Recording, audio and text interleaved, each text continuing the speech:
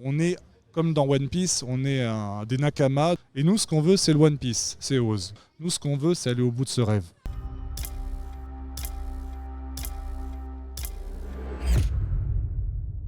Et bonjour, une nouvelle interview. On est encore au week-end au soleil levant, un événement qui est organisé par Lira Montagny. Aujourd'hui, je suis en compagnie de Loïki, c'est ça ? Oui, Loïki Nion. Oui. Alors, je suis Loïki Nion, mangaka scénariste de OSE, Overcome Survival Experience.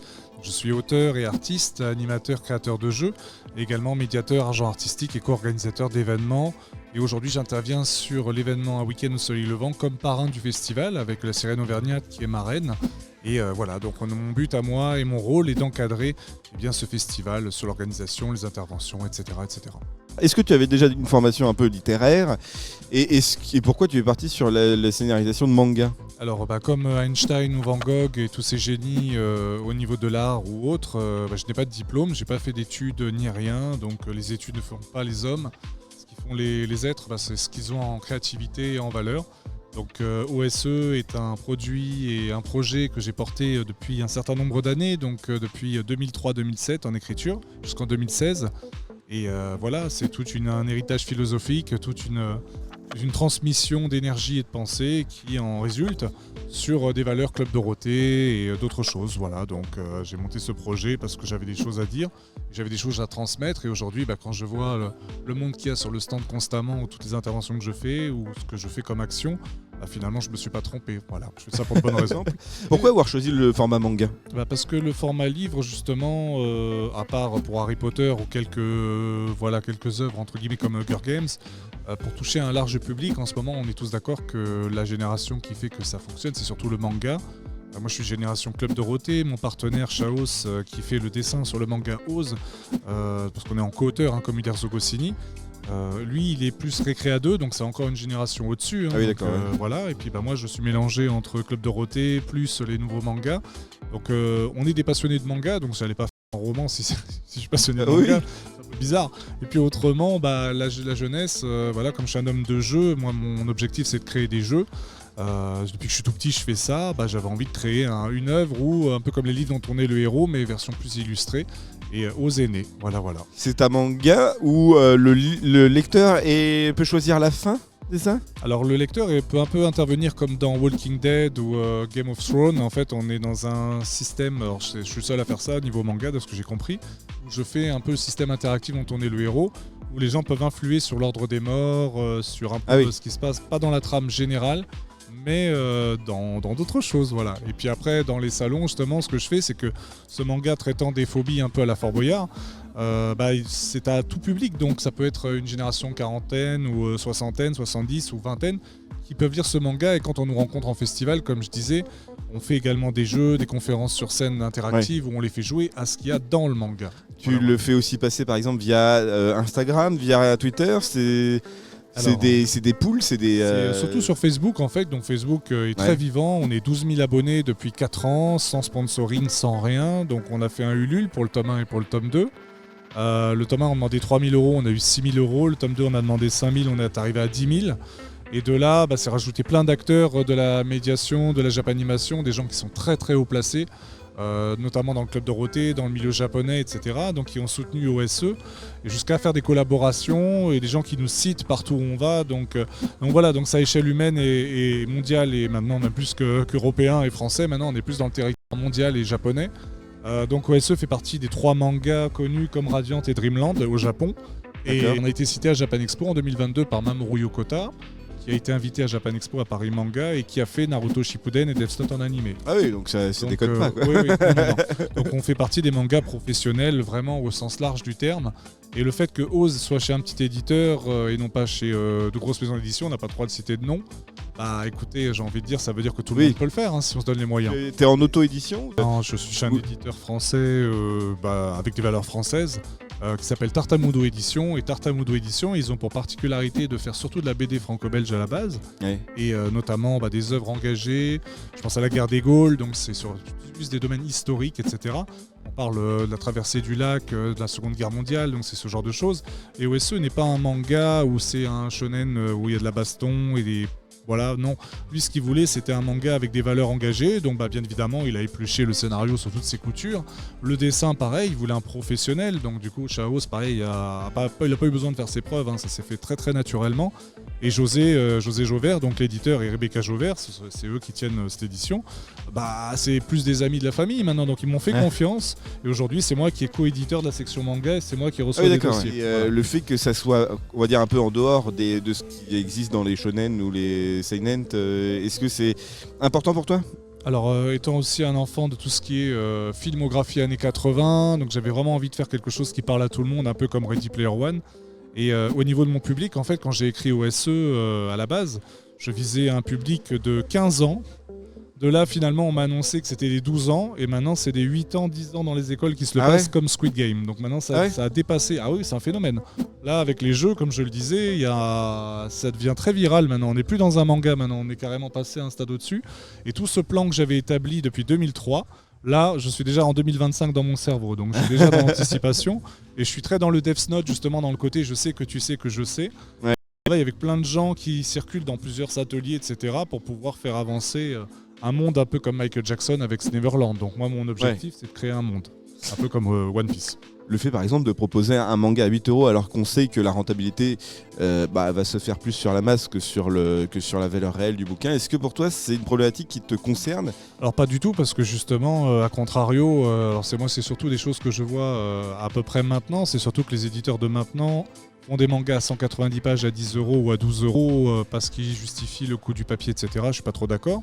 Nous justement on est sur du format de 8€ pour le tome 1 à 256 pages et c'est des gros bébés bien costauds avec une qualité qui est pro et c'est pas du manga fra ni du franga ni du manfra, Oz, là on se trompe, c'est du global manga seinen, donc ça veut dire que c'est la différence entre le manfra, le franga et le manga fra et le global manga seinen. Nous on respecte les codes japonais, on a vraiment le sens de lecture qui est à la japonaise, mais tous les codes sont respectés comme Dreamland ou Radiant. La plupart des mangas français, des éditeurs de mangas français, sans être réducteur, c'est juste objectif, font du manga français, et là je suis d'accord avec toi. Donc je pense que c'est pas la même chose. Donc ils peuvent se permettre ce qu'ils veulent. Nous, si on veut rentrer dans un circuit commercial international, que ce soit le Québec, les États-Unis ou le Japon, on est obligé de respecter des codes qui sont internationaux. Alors c'est pas des difficultés de production ou de coût, c'est pas trop ça le problème. Nous, ce qu'on rencontre, c'est qu'on a une vie alimentaire avec un métier qu'on fait. Oui, c'est ça. Et derrière, on fait ça la nuit. Donc en fait, si on part du principe que 5 jours sur 7, donc du lundi au vendredi, on fait notre vie professionnelle, que certains ont des enfants parmi l'équipe, que certains ont un travail qui est conflictuel, etc.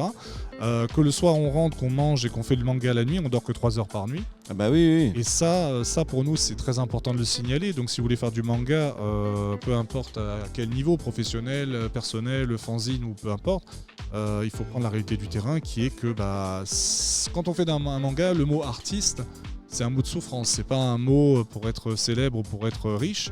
Nous, on a eu la chance avec OSE de faire partie, pas des élites, mais des influenceurs, avec un grand I, justement. Parce que j'aime bien ce mot, pour moi, je suis un influenceur. Dans cet objectif, en fait, nous, ce qu'on a vu, c'est qu'on avait une vision en 2003 jusqu'en 2022, avec une direction, avec des jeux, avec des codes à transmettre, des valeurs, etc. Et ça, il faut lire le manga pour le comprendre, c'est très simple.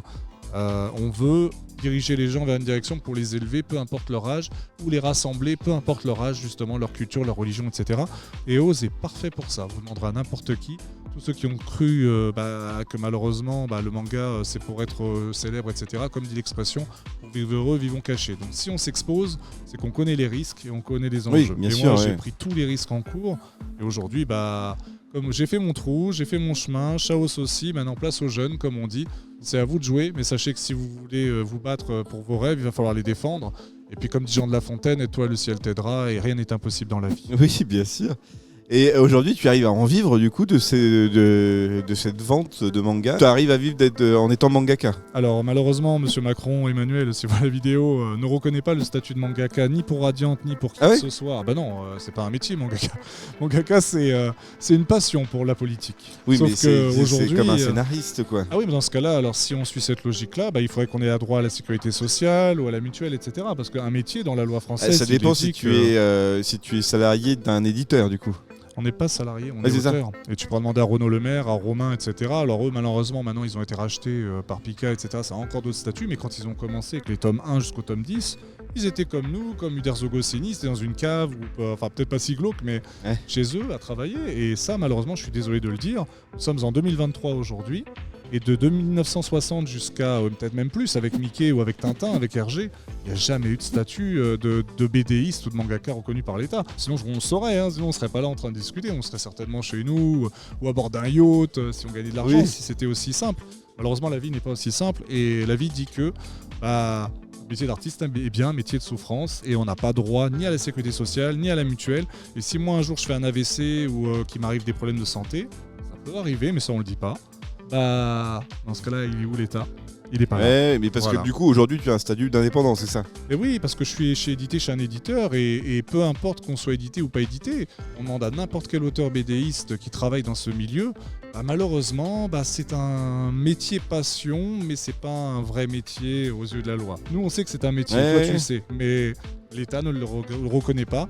Et aujourd'hui, en fait, tout ce qu'on a à faire, c'est à faire des œuvres en souffrance et en silence pour pouvoir espérer apporter du bonheur aux gens. Et c'est pour ça que je le dis, si je le faisais pour l'argent, je serais pas là, en fait, tout simplement. Est-ce que tu as des envies peut-être de plus grands, des éditeurs comme Kana, comme des trucs comme ça? Non, ça te dit pas? Non, merci. On te voit Désolé, mais quand j'ai commencé avec OSE, on m'a gentiment... je suis pas cet éditeur, ça se fait pas, on n'a pas le droit. Ah ouais? Mais les gros éditeurs, il y en a plein, ils se reconnaîtront en voyant cette vidéo. On m'a dit soit madame, mademoiselle, monsieur, on n'est pas intéressé, soit ça existe déjà, ah bon, ou ça. Ou alors ça ne marchera jamais. Pourtant aujourd'hui, Ose, 20 000 exemplaires, plus le Japon, plus tout plein de gens derrière, on est une armée aujourd'hui. Donc maintenant, je suis en train de me dire, qui avait tort à ce moment-là? Ah bah oui, mais j'avais raison. Donc c'est pour ça que je vous l'avais dit, et je suis pas arrogant, narcissique, c'est juste que c'est la vérité. Quand on fait des choses avec des valeurs, si aujourd'hui je suis parrain de ce festival et que j'interviens dans des écoles, dans des prisons pour mineurs, que j'interviens dans des hôpitaux pour enfants, que j'interviens dans des médiathèques, si je faisais vraiment ça pour l'argent, pour la célébrité, oui, non, mais bien sûr. je serais pas là. Voilà. Donc ni Chaos d'ailleurs, parce que là je parle au nom de l'équipe, je parle pas qu'en mon nom, je parle vraiment au nom de la famille de Ose, de José Jauvert, de Chaos, de moi et de tous les gens qui nous soutiennent. Pour ma part, on est comme dans One Piece, on est des Nakama, donc il y a le chef c'est moi pour Luffy, pour le capitaine des pirates. Après il y a l'armée avec Zoro, etc. Et nous ce qu'on veut c'est le One Piece, c'est Ose. Maintenant on va tous dans la même direction. Toi, vu que tu nous aides aujourd'hui avec Anjou Pop Corner, nous ce qu'on veut c'est aller au bout de ce rêve. Oui, bien si sûr. on a compris ça, on peut tout faire dans la vie. Voilà. C'est clair. Et comment tu as rencontré ton dessinateur? Alors par hasard en 2007, dans une rencontre franco-japonaise, et en fait le hasard, ou peu importe comment on l'appelle, on nous a mis l'un à côté de l'autre. On a parlé d'abord juste de Club Dorothée, Nicky Larson, parce qu'on est des gros fans de Nicky Larson, Club Dorothée. Et de là, on a discuté de ça. Et puis après, il m'a dit plus tard qu'il était mangaka. Moi, je lui ai dit que je faisais des scénarios, mais sans plus, quoi. J'étais pas... bref, j'avais un métier à côté, donc j'avais peut-être pas la tête à ça. Et puis en 2022, 10 ans avant, donc 2012, il y a eu le déménagement de mon dessinateur, qui est un élément important pour la suite de cette anecdote. Il avait besoin d'aide, moi j'étais là sans arrière-pensée, voilà, je voulais juste aider parce que c'est un ami pour moi, c'est de la famille. Ouais. Et j'ai aidé, après je suis parti, et en 2016, il m'a recontacté, il me dit oui, alors j'ai entendu, parce que dans ce milieu-là, tout le monde sait tout ce qui se passe, que tu étais sur ton projet de Ose, et je voudrais savoir ce que c'est. Parce qu'il a travaillé, en fait, il faut savoir aussi, j'ai oublié ce détail, en 2007, fin d'année, chez Humanoid Associé, Shogun Mag, qui est un magazine qui fait prépublier des mangas, dont ceux de Renaud Lemaire. Il y avait ceux de Shonen, qui est maintenant chez Outlast Player, chez Kiun. Il y a eu Scalon aussi, il y a eu Sinat. Je ne sais pas si tous ces noms te parlent, mais c'est des mangaka qui sont français, de la première génération de mangaka français, scénariste ou peu importe, illustrateur. Et lui, il avait fait un manga qui s'appelait Holy Wars avec un certain Iron D, qui est Guillaume Dorinson. Guillaume Dorinson qui est sur Asenka, sur Game One, etc. Donc c'est la même famille.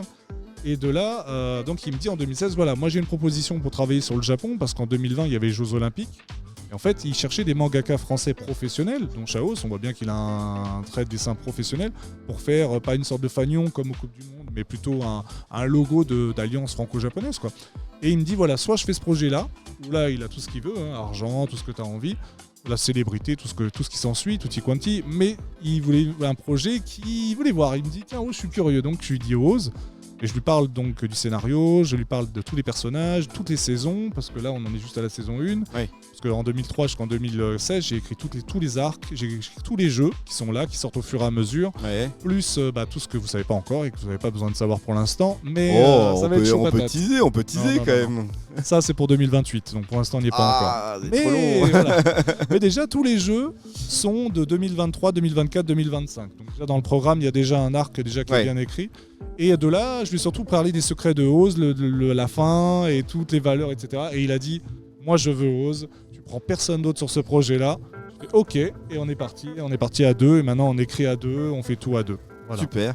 Et du coup, alors le jeu, c'est quoi? C'est un complément du manga? C'est un goodies ou tout est lié? C'est le métaverse? Alors goodies, pourquoi pas? Pour les collectionneurs qui aiment bien l'objet posé en mode matérialiste, il n'y a pas de problème. Ensuite, après, il y a le côté jeu pour pouvoir rassembler les gens. Là, on le voit même sur le stand. Il y a eu des ateliers, il y en a qui peuvent témoigner. Donc, c'est très, très intéressant. Ce jeu est en français et en japonais. Donc, du coup, il rassemble également les deux cultures, parce que c'est une stratégie aussi que j'avais mis en place. Et puis, surtout, ça colle à l'univers de OSE, qui est, je le rappelle pour le synopsis, une multinationale franco-japonaise, Star Unixoft, qui a créé un jeu qui s'appelle Oz. Et dans ce jeu, il y a 330 mini-jeux. Je me suis amusé à faire 330 mini-jeux et celui-là comprend 4 jeux. La phobie de la tornade, de l'infidélité, du retard et après le reste, à vous de voir. Voilà. Mais du coup, tout ça pour dire que chaque jeu, alors il y a des jeux de cartes, il y a des jeux énigmes, il y a des courses-poursuites, il y a des conférences interactives sur scène comme on a vu tout à l'heure, où ça concerne la phobie, la peur de l'horoscope, parce qu'il y en a qui ont peur de l'horoscope, qui disent Marie-Claire. Voilà, donc j'ai inventé des jeux sur tout ce terrain et résultat, Oz est un manga interactif dans tous les domaines qui soient et ça sera d'ailleurs le seul, je pense. Il n'y en aura pas d'autres pour l'instant. On verra si la jeunesse arrive à faire ça en 2024-2025, mais pour le moment c'est pas le but. Donc venez vous amuser sur OSE, venez partager, venez rencontrer de nouveaux amis. Moi j'ai vécu plein de moments ici où des gens qui se connaissaient pas et en allant sur OSE j'apprends des années plus tard que on est devenus amis grâce à Oz, mais c'est cool, franchement moi je kiffe ça, moi je kiffe. Voilà, donc c'est ça ma richesse. L'énergie que vous me donnez, c'est pas l'argent, c'est pas la gloire, c'est ce que vous transmettez entre vous et ça il faut pas le changer.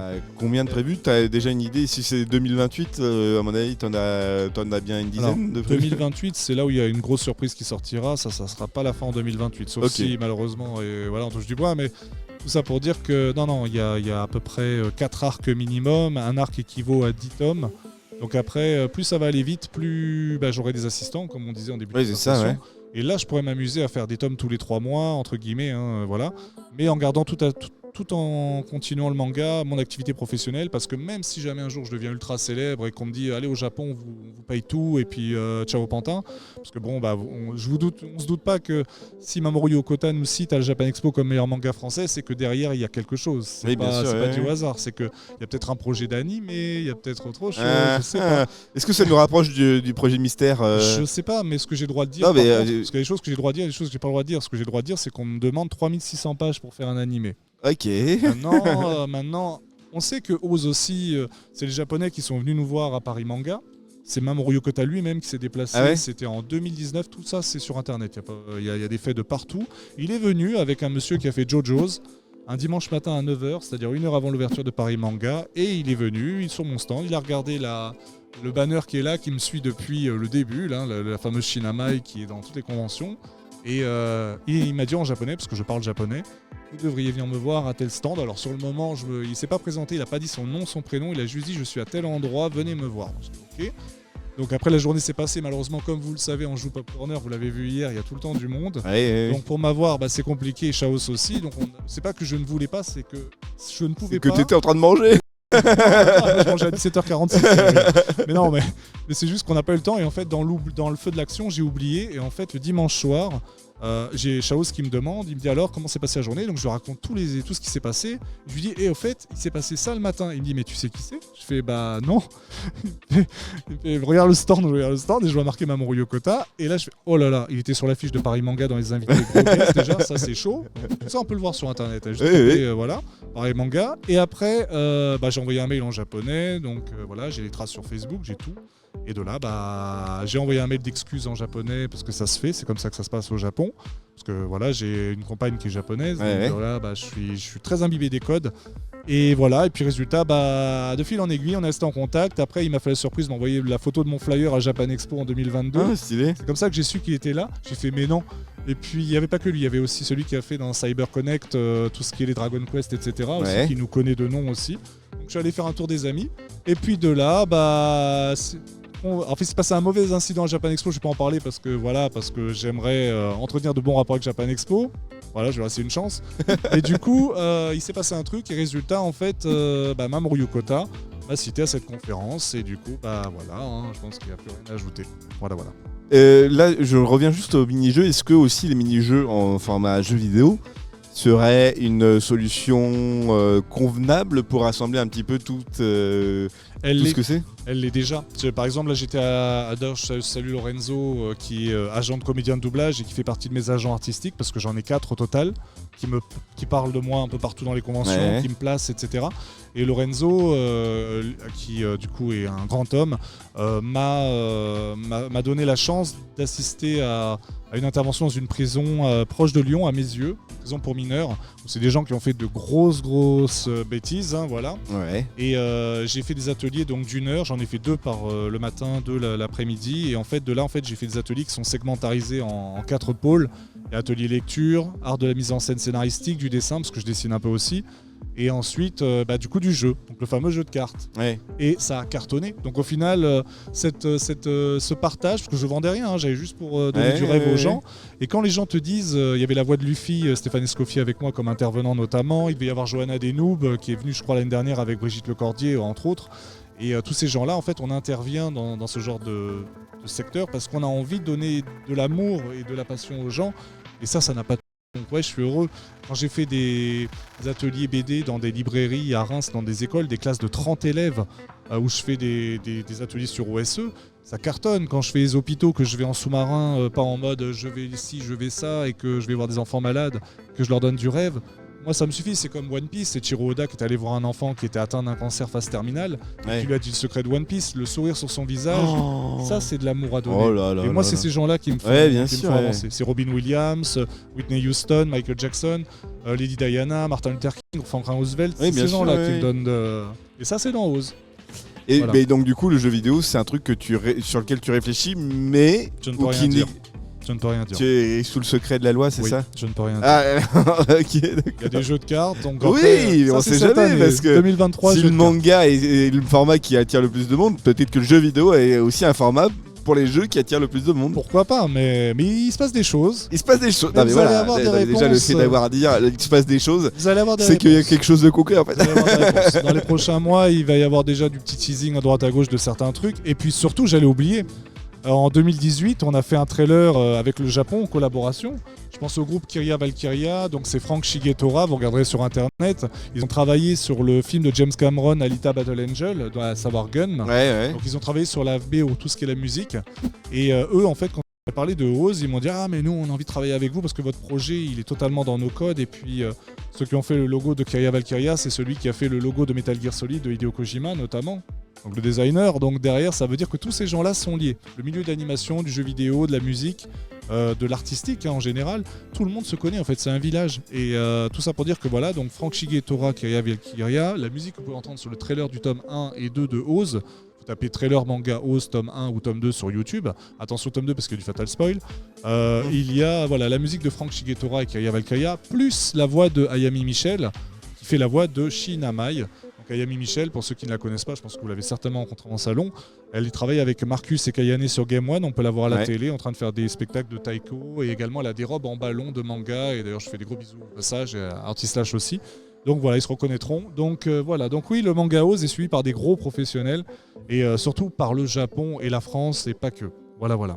Et non, mais plein de bonheur et de toute façon, ça a l'air de plutôt bien se passer. Donc du coup, il n'y a pas de problème là-dessus. Oui, ça c'est sûr. Maintenant, comme on le dit, voilà, si vous avez des rêves, défendez-les et prenez soin de vous et surtout, oserez-vous. Oh oui. Au revoir. Au revoir.